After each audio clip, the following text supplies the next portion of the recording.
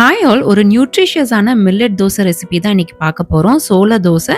நல்ல ஃப்ளேவர்ஃபுல்லான, டேஸ்டியா, கிறிஸ்பியா இந்த தோசை ஒரு ஐடியல் பிரேக்ஃபாஸ்ட் டின்னரா கண்டிப்பா இருக்கும். வாங்க எப்படி செய்யலாம்ன்றது பார்க்கலாம். சோளம் 1 கப், இட்லி அரிசி 1 கப், 1/2 கப் அளவுக்கு உளுத்தம் பருப்பு எடுத்துக்கோங்க. 2 டேபிள் ஸ்பூன் கடலை பருப்பு ஆட் பண்ணிக்கோங்க. இது வந்து நல்ல கோல்டன் கலர் கொடுக்கும் தோசைக்கு. 1/2 டேபிள் ஸ்பூன் வெந்தயம் சேர்த்துட்டு நல்லா கழுவிட்டு ஒரு 6 மணி நேரத்துக்கு ஊற வச்சுக்கோங்க. இது எல்லாமே ஒன்னா சேர்த்து கூட நீங்க ஊற வச்சு அரைச்சிக்கலாம். மாவு அரைக்கும் போது அளவான தண்ணியை விட்டு அரைச்சிக்கோங்க. நல்லா திக்கான பேட்டரா ரெடி பண்ணிக்கோங்க. நல்லா ஸ்மூத்தா இருக்கணும் பேட்டர், அந்த அளவுக்கு நீங்க ரெடி பண்ணி எடுத்து வச்சுக்கோங்க.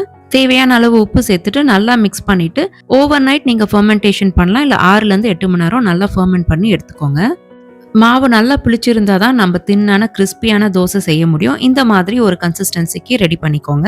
தண்ணி கொஞ்சம் அளவா சேர்த்துட்டு நல்லா தின்னான பேட்டரா ரெடி பண்ணிட்டு இந்த மாதிரி தோசை கல்லுல ஊத்தி எடுத்தீங்கன்னா கிறிஸ்பியான கோல்டன் தோசை ரெடி ஆயிடும். இந்த தோசைக்கு நீங்க ஆயில் இல்ல கீ ரெண்டுத்துல எதுனாலும் போட்டு சாப்பிடலாம். ரொம்ப டேஸ்டியா இருக்கும். ஒரு குளூட்டன் ஃப்ரீயான மில்லட் பேஸ்டு தோசை ரெசிபி, ரொம்ப ஹெல்தியான ரெசிபி. மில்லட் நீங்க சேர்க்கணும்னு நினைச்சீங்கன்னா கண்டிப்பா இந்த மில்லட் ட்ரை பண்ணி பாருங்க.